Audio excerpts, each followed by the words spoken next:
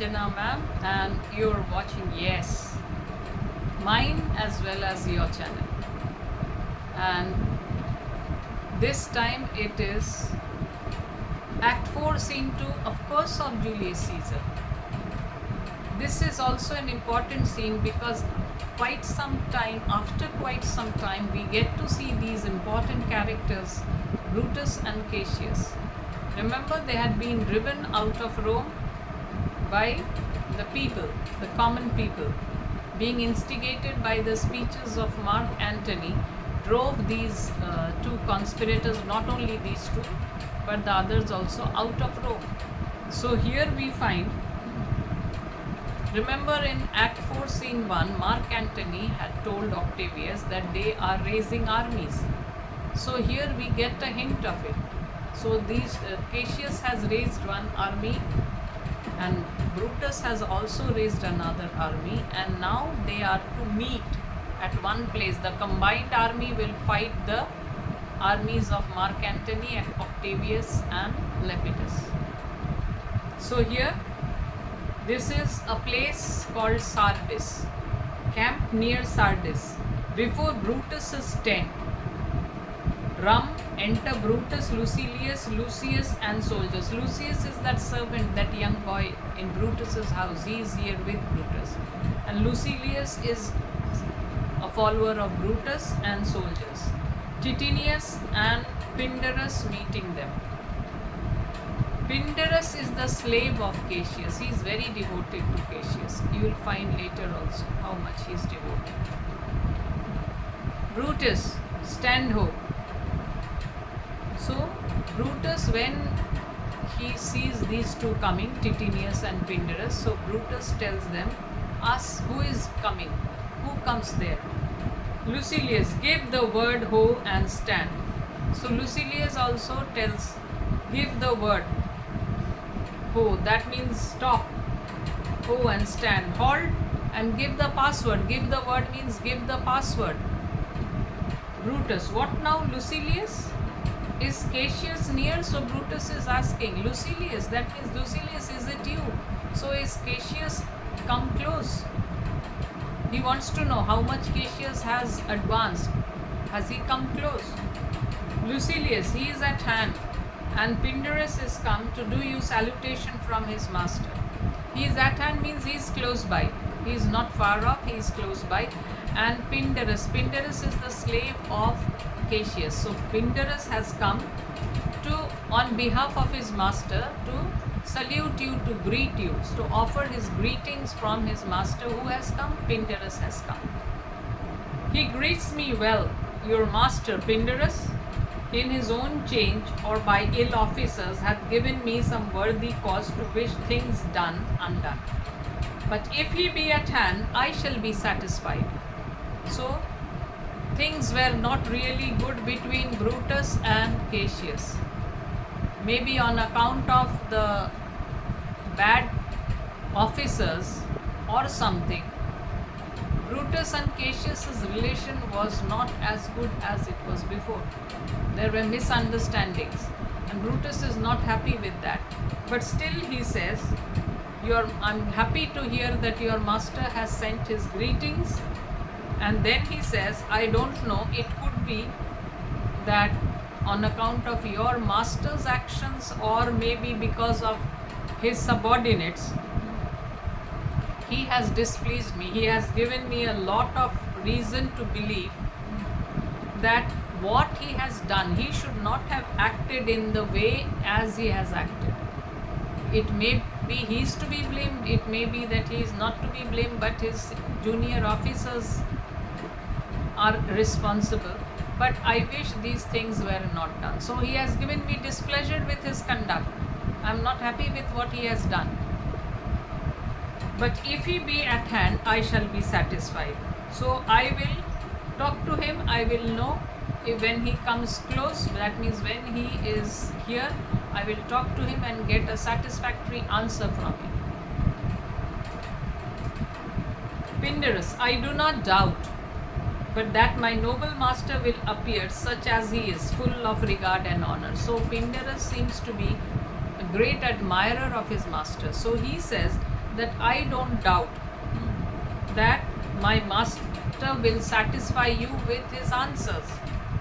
Why? Because according to Pindarus, his master is full of regard and honor. That means his master is a very honorable person, full of regard. So Pindarus speaks highly of his master. Brutus, he is not doubted, so I don't doubt it. O word Lucilius, how he received you, let me be resolved. So Lucilius had been sent to Cassius. Now Brutus wants to confirm from Lucilius, how did Cassius receive Lucilius? So how did he receive you? And I want to be sure about his attitude. I want to be relieved from the uncertainty.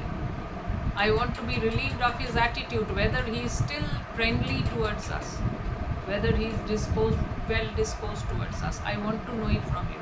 So what does Lucilius say? How did Cassius receive him? With courtesy and with respect enough, but not with such familiar instances, nor with such free and friendly conference as he hath used of old. So here is it. He says that yes, he has received me with all politeness and all good manners, but that feeling of warmth, that was lacking. That warmth which you find in close friendship, in intimate friendship, and the way he used to behave in the earlier days, that was not there. That was missing. That means the warmth and friendliness, intimate friendliness, these were missing. That means outwardly he was very good. He received me with all good manners and politeness, but that warmth which you find in an intimate friendship, that was missing. These were there in the earlier days, the way we were accustomed to him. Those things were missing. So what does Brutus say about this? Thou hast described a hot friend cooling.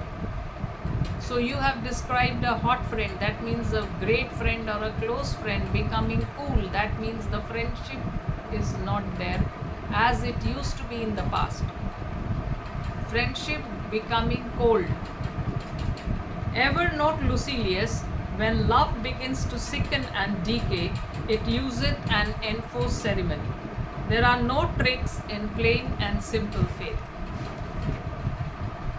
But hollow men, like gallant horses hot at hand, make gallant show and promise of their mettle.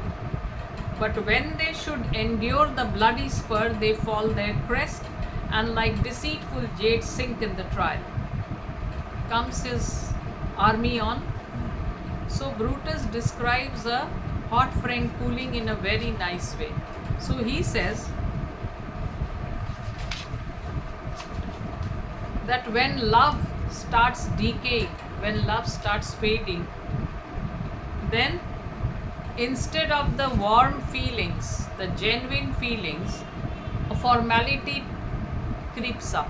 There is formality when the love starts decaying, love starts fading. So we make outward shows of love. But in pure love, there is no outward show. So an honest love or a pure love, it doesn't have anything to display. Only people who are insincere, they make shows of love. Real love does not need to make shows. So, and Brutus compares the fake lovers to the horses. Some horses are really brave and they show their mettle in the battlefield. But some horses, they pretend to be very high spirited. They show promises of great speed and endurance, but when the time to test them comes, then they fail in their efforts. So a hot friend cooling or an insincere or fake lover is like those horses. Some horses, they try to show they are very brave, but when the time comes to test them, they fail in the test. And Then he inquires about Cassius's army. Is his army coming? They mean this night in Sardis to be quartered. The greater part, the horse in general, are come with Cassius. So Lucilius says that yes, they have an intention to camp at Sardis. That means they intend to reach Sardis by night. Most of them, the horse, especially the horse riding cavalry, means the horse riding soldiers. So the horse riding or the cavalry have already come with Cassius. Lo, march within. Brutus, hark, he is arrived. March gently on to meet him. So hark means hear or listen. Hearing the marching sound, Brutus assumes that Cassius is approaching with his army. So he says, let's march gently to meet Cassius. Enter Cassius and his powers. That means enter Cassius and his soldiers. Cassius, stand ho. Brutus, stand ho, speak the word along. So Cassius says halt, that is to his soldiers. And Brutus also tells his soldiers to stop or halt, and then he asks for the password. First soldier, stand. Second soldier, stand. Third soldier, stand. So halt, halt, halt. Cassius, most noble brother, you have done me wrong. So the moment Cassius comes, he starts leveling accusations against Brutus. He tells Brutus that you have been unjust towards me. You have treated me in a wrong manner. Judge me, you gods. So Brutus says this. Judge me, you gods. Wrong I mine enemies. And if not so, how should I wrong a brother? So Brutus he calls upon the gods and he tells, gods, please judge me. Have I ever wronged my enemies? So if I have not wronged my enemies, how can I wrong my brother? Cassius is his brother-in-law. So he says, how can I wrong my brother-in-law? Cassius, Brutus, this sober form of yours hides wrongs, and when you do them, so Cassius tells that Brutus, this sober form, Brutus is supposed to be a sober and a grave person. So this grave or sober form of yours, they hide the wrongs which you do. So remember, when they had wanted Brutus in the group also, Casca had said that when we do something wrong, people think that it is wrong. But when Brutus does something wrong, his popularity is such that they cannot believe it to be wrong. Oh, Brutus has done it, so it cannot be wrong. Why? Because the sober form of Brutus hides the wrong. This is what Cassius is telling.